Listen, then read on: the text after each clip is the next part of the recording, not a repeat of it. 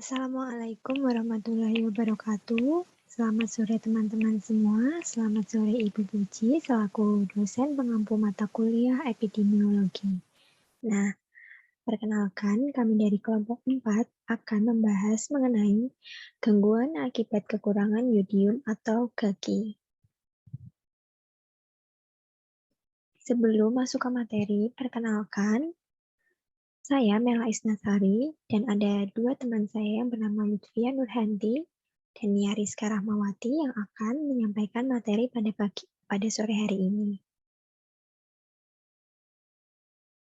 Yang pertama, GAGI. Nah, ada pengertian GAGI menurut Suparyasa tahun 2001, yaitu menjelaskan GAGI adalah kekurangan yodium, rangkaian efek kekurangan yodium pada tumbuh kembang manusia. Kekurangan yodium dapat mengakibatkan gondok dan kreatin. Spektrum seluruhnya terdiri dari gondok dalam berbagai stadium.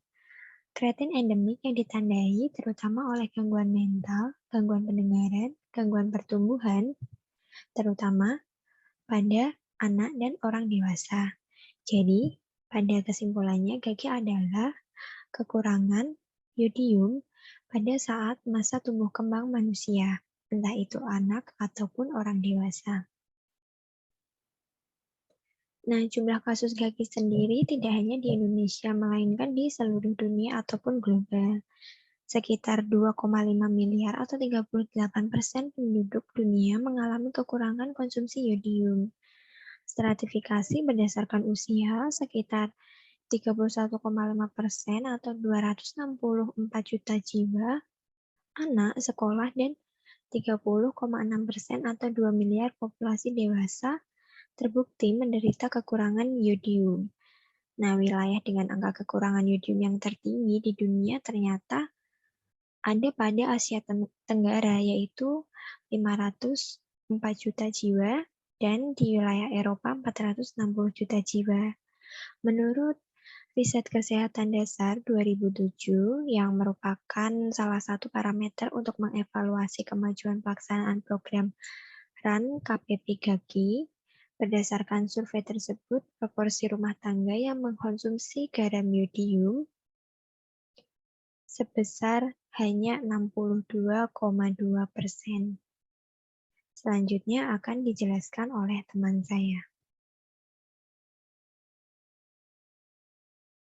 Selanjutnya ada faktor penyebab dari kejadian GAGI. Yang pertama ada geografi. Penderita GAGI banyak terdapat pada daerah pegunungan atau dataran tinggi, di mana kandungan yodium dalam bahan makanan maupun minuman pada daerah tersebut itu kandungan yodiumnya rendah. Kemudian ada faktor lingkungan. Yang pertama ada goitrogenik, yang merupakan zat yang dapat menghambat pengambilan zat yodium oleh kelenjar gondok, sehingga konsentrasi yodium dalam kelenjar menjadi rendah. Kemudian pengaruh cemaran Pb atau timbal. Bila asupan timbal berlebihan, dapat menyebabkan terjadinya pembesaran kelenjar tiroid. Kemudian ada faktor genetik. Sebuah keluarga yang memiliki satu penderita gondok mempunyai risiko mendapat gondok 2 kali lebih besar dibandingkan dengan keluarga non-gondok. Untuk faktor yang lainnya itu seperti jenis kelamin. Anak perempuan berisiko 3 kali lebih besar dibandingkan dengan laki-laki untuk mengalami kekurangan yodium. Selanjutnya, kekurangan energi protein, di mana protein berfungsi sebagai thyroid binding protein. Asupan protein mempengaruhi kadar protein dalam serum. Kemudian ada anemia, di mana ada keterkaitan antara anemia dengan timbulnya GAGI. Anemia terjadi karena kekurangan zat besi, dan kadar hemoglobin yang rendah dapat menyebabkan timbulnya GAGI. Kemudian adalah dampak yang ditimbulkan dari GAGI. Yang pertama ada janin. Ibu yang mengalami kekurangan yodium akan berdampak pada janin seperti keguguran, lahir mati, cacat bawaan, meningkatkan kematian perinatal, meningkatkan kematian bayi, kreatin endemik, dan bisu tuli.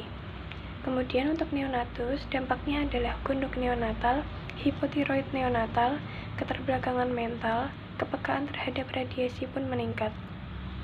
Untuk remaja dan anak, dampaknya adalah gondok, hipotiroid subklinis, gangguan pertumbuhan fungsi fisik, gangguan fungsi mental, dan kepekaan terhadap radiasi meningkat. Sedangkan untuk dewasa, dampaknya adalah gondok dengan komplikasinya, hipotiroid, gangguan pertumbuhan fisik, kepekaan terhadap radiasi meningkat, iodine-induced hyperthyroidism, hipertiroid yang spontan di masa tua.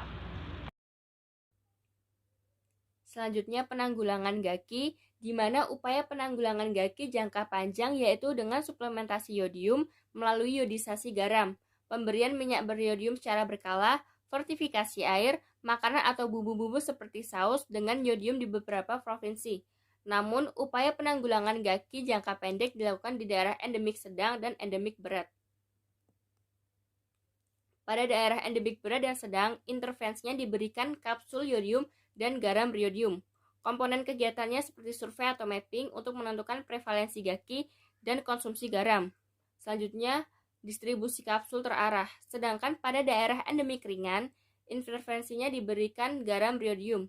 Komponen kegiatannya seperti peningkatan KIE, pembinaan petani garam, peningkatan produksi garam beriodium, pemantauan garam beriodium di tingkat produsen, distributor, pengecer, dan masyarakat. Dan yang terakhir pemantapan peraturan tentang garam beriodium, di mana keluarannya itu terjadi penurunan prevalensi gaki. Selanjutnya ada pencegahan, di mana pencegahan gaki secara relatif hanya makanan laut yang kaya akan yodium, yaitu sekitar 100 mikrogram per 100 gram.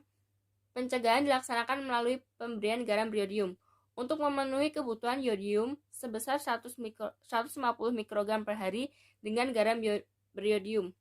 Anggaplah konsumsi garam tiap orang sebesar 10 gram.